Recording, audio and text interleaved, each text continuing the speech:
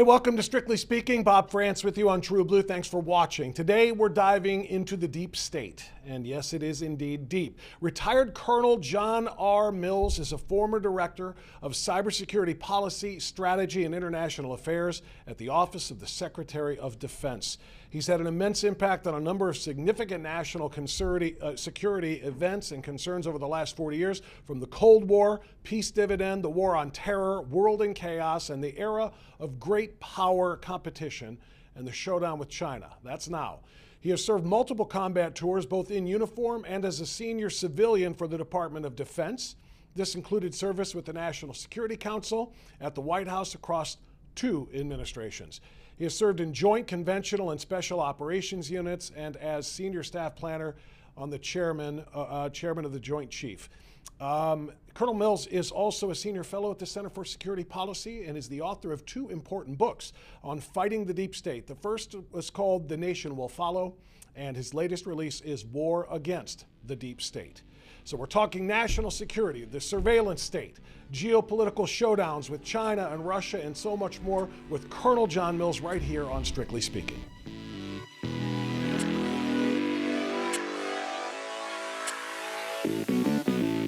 Colonel Mills, so good to have you here with us on Strictly Speaking. How are you, sir? Hey, doing great. Thank you, Bob. An honor to be on your show. It's always an honor to talk with you. We've had conversations on the radio, and I'm so glad to get you here now. We can spend a little bit more time going a little bit deeper, taking a deeper dive into the deep state. So let's start with the definition, because, you know, in today's divided political America, there are some, particularly on the ideological left, who say there's no such thing as a deep state. That's a right-wing red herring. It's a talking point. There is no deep state. They're always looking for conspiracies. You know about the deep state because technically you were a part of it for a big part of your career, the thing that we're talking about fighting right now. So give us the working definition of the deep state. Well, first, I'll give you a polling sample. It was Rasmussen from 2022. Do you believe there is a deep state? 84% of Americans believe there's a deep state or the possibility of a deep state. Only 16% totally poo-poo or humbug the idea. So right off the bat, you got a very strong majority of Americans who feel there is such a thing. And so anybody who immediately says, well, it's conspiracy theory. Well, guess what? The conspiracy theorists, as I've learned, are right most of the time. And that term conspiracy theory always traces to the CIA's effort Mockingbird, to anybody who would poo-poo that there was a Soviet insurgency into America. So they've turned the tables and they've weaponized it and used it against the American citizen. But I mean, it's really, there's about 3 different ways you can look at the deep state. What we have are the rise of an unlawful 4th, 5th, and 6th branches of the government. The administrative state that actually traces the 1946 Administrative Procedures Act. This is the Environmental Protection Agency is the poster child for this misbehavior, where regulation is used as law. Now, regulation is not law. 2 totally different concepts. And so there's that. There's got the 5th branch of government, the marriage and the fusion of big tech and federal law enforcement, federal intelligence. We got 2 major court cases, one in front of the Supreme Court, one headed for the Supreme Court. That's Missouri and Louisiana versus Biden over unlawful spying. And then you got the Texas AG case against State Department for because of the first case, they started going, oh, well, we're just going to use the Global Engagement Center at State Department to give money to nonprofits to independently target citizens for censorship. So we got that. Now you got the 6th branch of government, the nonprofits. They're totally out of control. I mean, here you got the UPenn Biden Center, where Tony Blinken was before he became Secretary of State. We can't even find the IRS Form 990. It's potentially hidden inside the UPenn nonprofit. Most universities are nonprofits, but we see the out of control nature of these nonprofits. They're de facto governments to themselves. So there you got the 4th, 5th, and 6th branch of the government, which I did take civics. Many of the listeners may have, it's been expunged in the modern wonder of the new public school system. There are only 3 branches of government per the Constitution, 1st, 2nd, and 3rd. So that's one way to look at the deep state. So You talk a lot in the book too, in the war against the deep state. You talk about what you call the evils of the fascist surveillance state. And I hear also about the censorship state because Americans are being silenced if they are not repeating or parroting, party lines, more specifically the prevailing orthodoxy that the current administration, which is, I think some people would say radically left. If you are not in line with what they're saying, you will be silenced. And it's been a kind of a collusionary effort between big government and big tech to make that happen. So if you were to kind of balance those two, or not balance, but really kind of put them head to head, what is the greater threat to American liberty? Is it the surveillance state or the censorship state? Well, I'd say it's actually it has become one and the same thing. I mean, it is blurred together and merged. And the term, we started the mass surveillance program back in 2007. It was done lawfully and legally. It was called the Comprehensive National Cybersecurity Initiative, and it was done, but it's been weaponized against these magical collection capabilities that grew exponentially year by year. Just were intoxicating. We just had the renewal of the was it 702 by Congress, essentially warrantless wiretapping. I helped write the first one back in 2008. Again, it seemed like a good idea at the time. It was supposed to be aimed and targeted at foreign extremists that presented a threat to the American system, the American citizen, the American way of life. Well, it's been turned around and pivoted and directed right at the American citizen. And now it's collect everything and then back out when you provide when you have a FISA situation where there's an American in on the tangential collection, and then you have to mask them. Well, by that time, you got potentially hundreds of folks who've already identified an American citizen, and who knows? We know. Whether it's an IRS person who got a job at the IRS solely so they could spill President Trump's tax returns. By that time, the cat's out of the bag. So don't collect everything, then mask when you find an American citizen. That's wrong. No. Go back to individual. You have to go and get individual wiretap permission here, not collect everything and then back out. No. Too many opportunities for malfeasance. So, and then this term of disinformation that the globalist elites love, the Atlantic Council, which was getting some of the money from the Global Engagement Center, the Stanford, University of Washington, this mysterious center in London. Everybody, it's cottage industry. Everybody's suddenly a disinformation expert. And it's like, how do you become a disinformation expert? What is that? Is there a legal I mean, we're a free society. You can't shout fire in a crowded movie house, but this is not that, okay? And so this whole, it's insulting to say the word disinformation in the American in the American model here. So who are these people who are deciding what is disinformation? Sounds very Stalinist. Yeah, that's a pretty good description of it. You said it began really in 2007. Some say earlier, some say 2002 when the Patriot Act actually came about. Was this an expansion of the Patriot Act in 2007, or how does that play together? Well, the whole CNCI program did trace back to the Patriot Act and the tenets in that law, but also the 2003 National Security for Cyberspace, the first one under the Bush administration.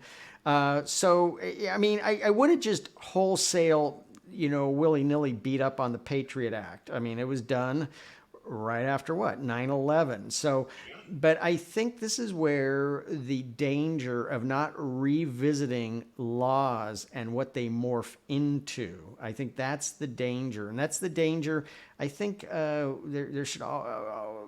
Your starting point for most legislation, and I've written many pieces of legislation, is consider a sunset to the law, not just we're passing a law and then it's law in perpetuity.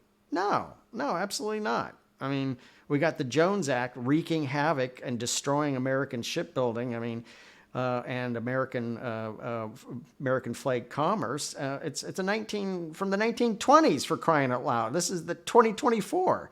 we can't let the buggy whip law from last century.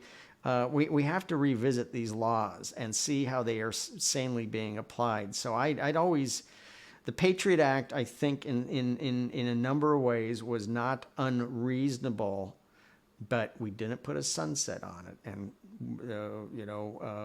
society does evolve. That's the only time I'll use the word evolve, but society does evolve. And those who found it go, wow, we can use this against the American citizen to conform them to as we create utopia here. So that's the danger of laws is gotta put a sunset in. Just don't pass them into perpetuity, because you got to revisit them. It's interesting to hear you say you don't want to beat up on the Patriot Act, because a lot of people who condemn the surveillance state, and I want to ask you about Section 702 of the FISA Act, which was just appropriated, if you will, by the Congress. A lot of people who are concerned about surveillance state, they do want to beat up the Patriot Act. And they say that the Patriot Act was written before 9/11, not after. And they were waiting for the right event to happen so they could kick it into high gear and begin spying on people, taking away rights, all in the name of national security, bringing, of course, up the long repeated question or issue of those who would give up security for freedom have neither. So you don't believe that the Patriot Act was written nefariously with an intent of spying on and taking away some of our rights, it sounds like. Yeah, I would. The one about it was pre-written before 9/11. That's a new one. Never heard that one before. And having been involved in a lot of these things, I don't, and in the early days after the war on terror started, so I want to be a little more sophisticated when we talk about the Patriot Act. Again, from my early experience with a number of these activities, now I was brought on, I mean, specifically because of the war on terror and the global war on terror. And Islamic extremism was something that we had just not dealt with. So it wasn't necessarily illogical to go down, especially after 9/11. Now, I don't want to go down the rabbit holes of somebody, Bush blew up the buildings, this, that, building 7 didn't come. Let's just focus on what I Those are know. the And folks, by the way, those are the folks who say that it was pre-written, or at least yeah, portions of it were pre-written and they were waiting, and that's why they did it. yeah, I've also learned I don't normally dismiss anything either. I just things like that. Building 7, I said, I don't know. I'm going to put that off to the side. Don't have enough information to deal with that. Okay. But pre-written, I don't think so. But I'm not going to totally dismiss that either. But again, because there was a lot of the Islamic extremism that brought us 9/11 really rattled. And what I learned is the gentleman who was oh my goodness, I didn't know we were going to bring this up. The gentleman who was at the National Security, not Dick Morris. Oh my gosh, he was a brilliant guy, and he was both at the National Security Council under the Clinton, and then was during the Bush years. And what I had to deal with as I came in is he was clairvoyant in calling what Al Qaeda was going to do, because I went over the plans. He was running up and down the halls shouting Al Qaeda, and they go, oh yeah, they just tried to blow up the World Trade. So come on, you don't they're This was in the late 90s, right? This is when they had a chance to get him and Clinton wouldn't pull the trigger. Oh yeah, I mean there was Yeah. plan. This oh my, I can't. Dick. I know who you're talking about. I know who you're talking about. I can't think of his last name either, but I know who you mean. Yeah. He was brilliant. Plan after plan after plan. And he called it. He says if we don't take them out, they are going to come back again and take down the World Trade Center. And remember, people forget, 93, they tried to take down the World Trade Center, and it didn't work. And so and he was just brilliant, because I actually had to go over a lot of his documents from the 90s. And I'm going, well, I didn't know about all this. He called it. He says, we don't get them, they are going to come back. And but he came up with plan after plan after plan that was dismissed. Remember, Clinton shot tomahawks into Afghanistan, and there was a real reason. This was not a wag the dog scenario. There was militant camps there that essentially fostered 9/11, and there was also in the Sudan. But it just, remember, in the 90s, come on, we were watching Miami Vice. I mean, it was the .com boom. I mean, life was good in America. We won the Cold War, so we were just, come on, don't, Dick, whatever your name is, don't bother us. But boy, was that guy. And then what did he do after 9/11? He said, the next thing is going to be cyber. The next issue is going to be cyber. And that's where, I mean, man, that guy nailed it twice in a row. And it was brilliant, because I actually had to go over a lot of these historical plans as we tried to make sense and establish a global war on terror campaign after 9/11. Because I'm going, wow, he sure called it correctly. See, some of that stuff you're talking about now, people are using, those who support the surveillance state. They're saying, look at all of these different things that we have to keep an eye on. We have to bat 1,000. If we miss one or two, important parts here, it leads to a 9/11. So they're saying that's why we've got to watch so closely. You write a lot about China in your book, The War Against the Deep State. You talk about the fact that, there's spy balloons going overhead. They're buying up land, just thousands and thousands of acres, if not millions of acres, and a lot of it strategically located near U.S. Weapons installation centers. So we got all of these things going on. They're in Confucius institutes. They're coming across the border 10,000% more than they were just 3 years ago, talking about Chinese nationals, most of them military-age males, not families, right? So people are saying, hey, why shouldn't we go ahead and monitor everything that we can? Why shouldn't we reauthorize Section 702 of the FISA bill? Because we need to watch these things. Don't you want to be safe? That's what they say. How do you respond? Well, see, and having worked the original 702 package in 2008 made sense at the time, but with what we've seen about weaponizing against the American citizen, I said, no, absolutely not. We should not have renewed this. But this is what happens is they will, the intelligence slash law enforcement community will call everybody up to either Fort Meade or to one of the cyber centers and then give them a dog and pony on the collection capabilities. And it's just intoxicating. They're just blown away because it's magic. And with all magic comes a price. And I said, hold on a second here. No. And I wouldn't fall for these. I mean, I'm no longer read on. I'm part of these meetings, but I've seen these dog and ponies, and the members of Congress and their staff members yes, I love it. I want it. I want more of it. I mean, this is they're given a brief on the magical capabilities, and they go, yeah, yes, we got to do that. We got to do it. No, because we've seen the abuse. We've seen how it's been used against the American citizen. There are not enough safeguards in place. So no, come on, go back to individual wiretaps. And if that's just put in a request for funding for more action officers and more lawyers. If you're, it's going to increase our workload if we go back to doing individual wiretaps for cases. Well, hire more people. I'd rather do that than have mass surveillance at this point in time. What about with mass immigration? We're talking 7-8 million people who have already come in the last 2.5, 3 years. Those are the ones that they count. The gotaways and the unknown gotaways make that probably a little bit over 10 by now. You got mass immigration of people coming, not just migrant farm workers from Mexico. We got them coming from the Middle East. We got them coming over from Africa. They're coming from Eastern Europe. They're coming from Asia. They're coming from everywhere. I mentioned the Chinese numbers a few moments ago. Mass immigration of people whose intention here may not very well be known. Again, the question becomes, how closely do we surveil? And what if it does swoop in a few Americans as well, just in the course of trying to find out what they're up to? Yeah, security of the southern border is job one, and I think even a number of members of the blue team are now they realize it's gotten out of control. At first they were the globalists and the elites just thought, oh, you hicks, you hayseeds, you're just overreacting, you're racist against these Latinos. Newsflash, this isn't Latinos anymore. You can't even find any Latinos coming across the southern border because it's everybody but Latinos from around the world. We don't even know who these people are.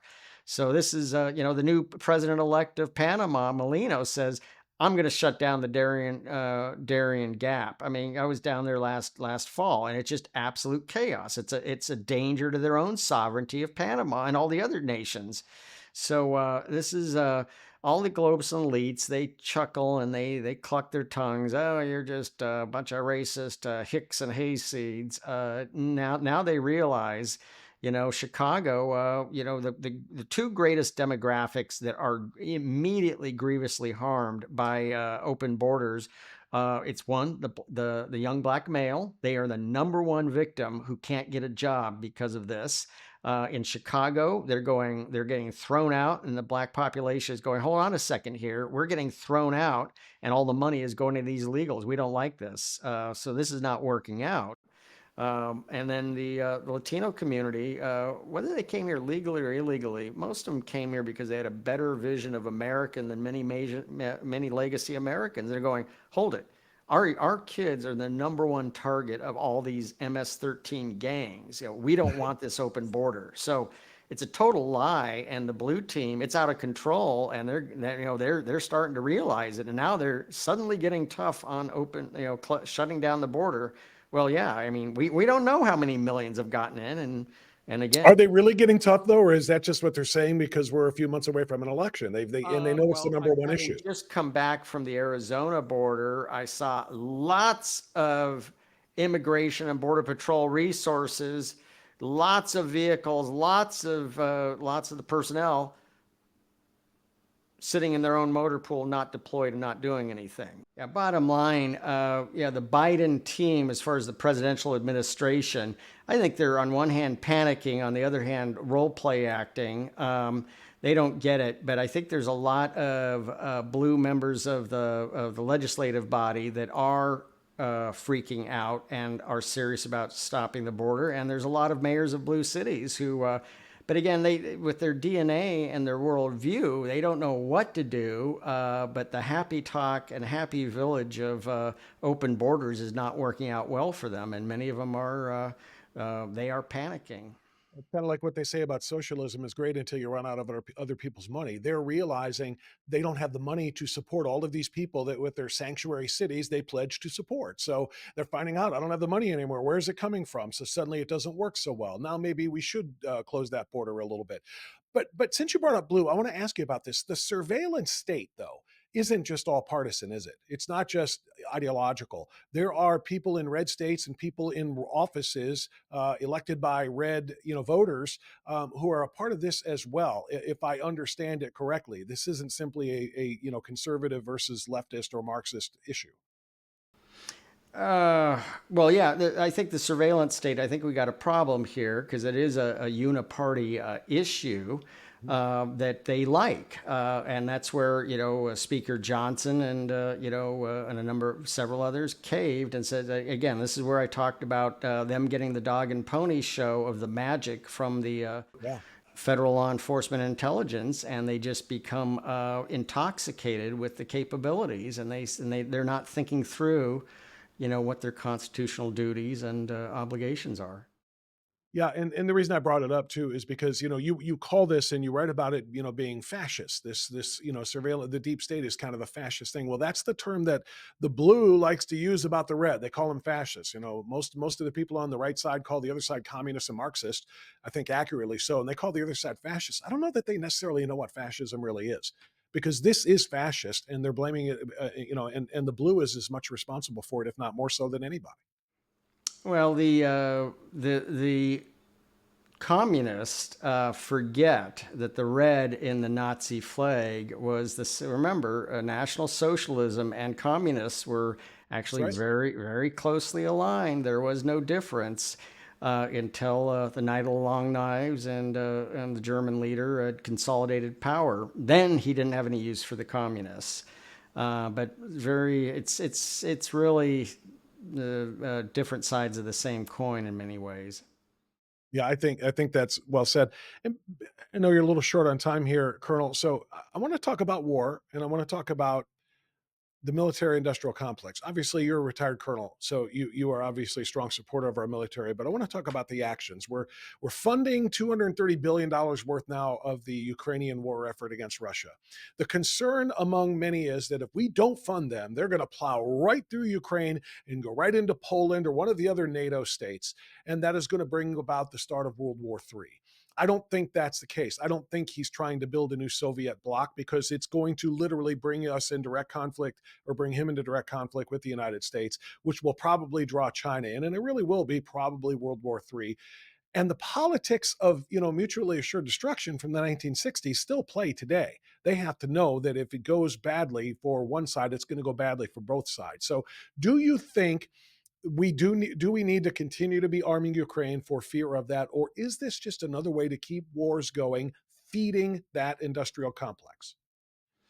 Well, okay, this is everybody is obsessed with the Ukraine war. And I always say, you got to look, that is only one aspect of a bigger picture. And that is, remember, the Ukraine war was started.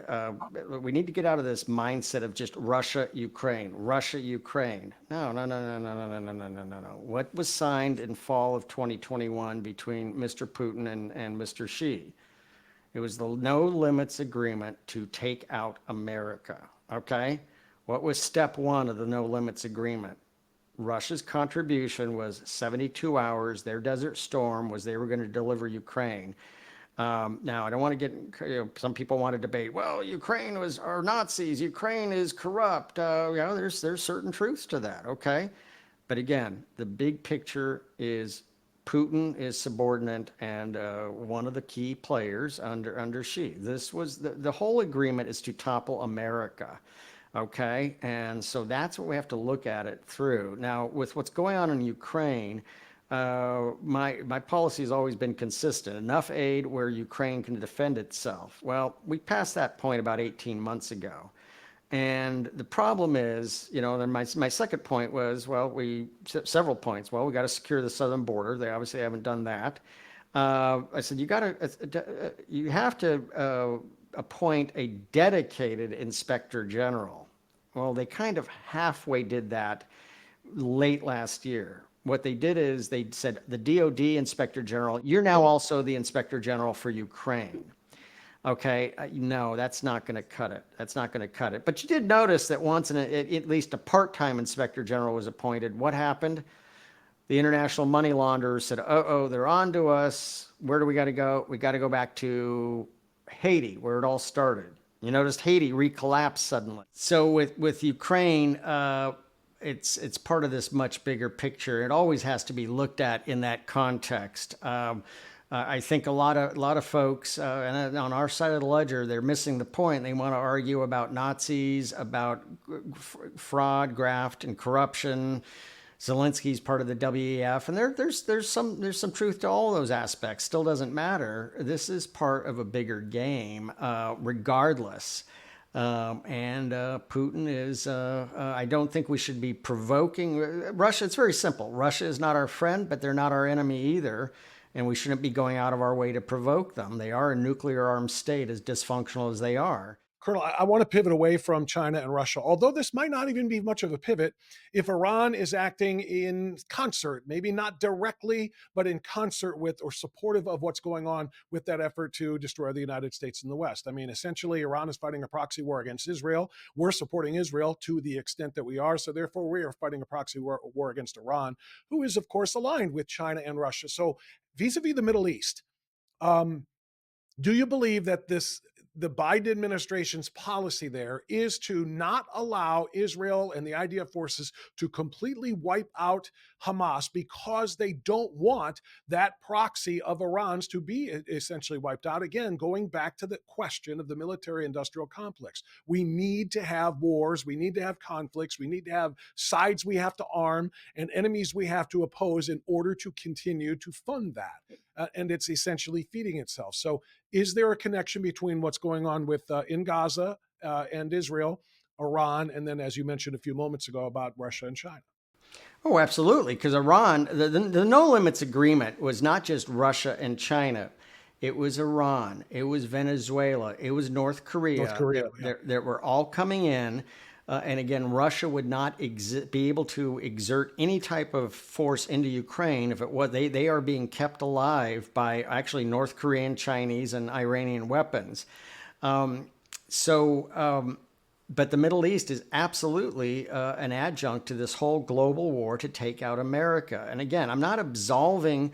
We need a strong military, but I'm Trumpian on this. This is a strong military to prevent wars, not create and get involved in forever wars. Peace through strength.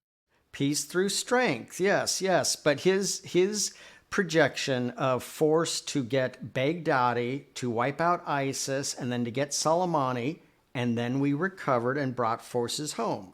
That's the Trump model. That's the way force should be applied. And what did the Biden team do as soon as they were in office? What did they do? They immediately projected all those forces back into Iraq and Syria with really no purpose other than to be involved in a forever war. It was a military. No defined mission. Yeah. No defined mission. Just get back out there and do something. And no, that is a military industrial complex. And you notice our military industrial complex can't seem to get their act together. But but part of it is, most of it is really the Biden team that, okay, you want, the factories of World War II are long gone. Okay, they're long gone. Nobody is going to set up a factory and generate anything unless they have a signed contract with the U.S. government.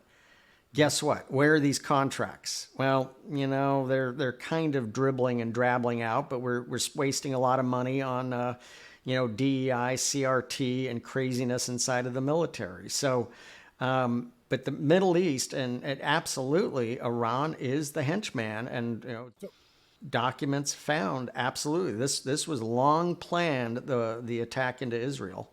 So just to wrap this then.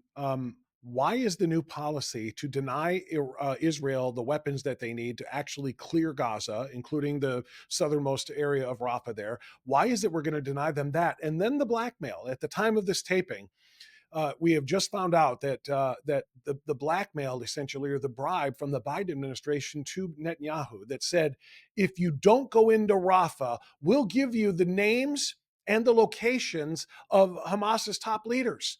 And we'll tell you where to find them in the tunnels, because that indicates, unless he's lying, we know who the top leaders are. We know where they are. We know how to find them, but we're not going to tell you.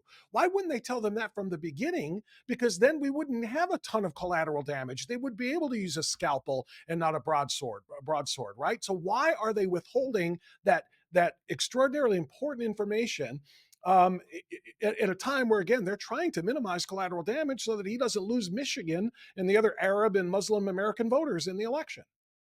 Yeah, the two-state solution. What is the joke?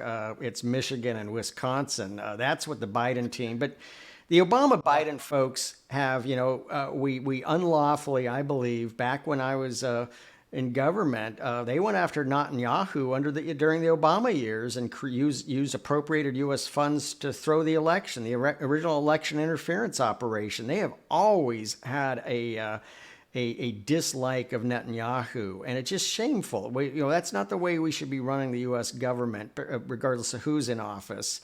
It's the only democracy in the Middle East, and Netanyahu was lawfully elected. Get over it and stop trying to throw somebody out of office. But yeah, this thing about not allowing, it's a guy's name, Maher Bitar, who's on the National Security Council. You look at this guy's history, holy smokes.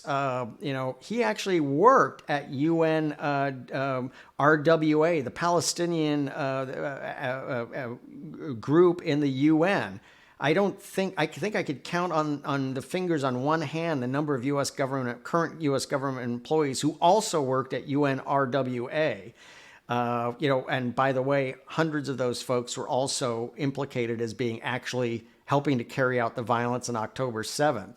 But so the Biden team has penetrated, whether it's Rob Malley or Maher Bitar, with these folks who just clearly love Iran and love the terrorist groups. And And you got this one guy, I mean, Rob Malley is on unpaid leave. Maher Bitar is sitting, where I used to sit up in the National Security Council and making policy decisions and slow walking the ammunition. Now, them not telling is them saying, if you stop, we're going to tell you where Hamas is at.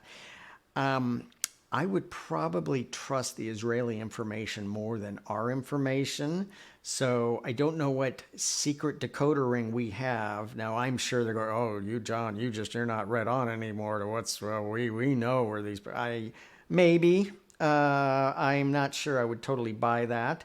But bottom line, Hamas is a designated terrorist group, even by this current administration. How dare we get in the way of Israel, who has bent over backwards, has absorbed immense casualties on their own side in trying to conduct urban conflict, which is always incredibly bloody and messy. How dare we tell them how to conduct this operation? I think I would be ashamed to be on the Joint Staff and have to have them come to us to brief their plan for how they plan to do this. Who are we to do that? That is just crazy. Especially when there are Americans, by the way, who are still in jeopardy. Whether they're alive or not, there are American hostages. We don't know if they're alive or not, but certainly that has to play a role in it. Retired Colonel John Mills' latest book is The War Against the Deep State. We just scratched the surface of some of what's going on here in the United States and obviously what we have to do with overseas. We really appreciate the visit, Colonel. Thanks so much for coming by. Thank you very much. Thank you, Bob. Always an honor to be on the show with you. Thank you. It's a pleasure. Thank you, sir. All right, that's going to do it for Strictly Speaking today. Don't forget to share this with people in your social media circles and make sure you stick around right here on True Blue. We'll see you next time.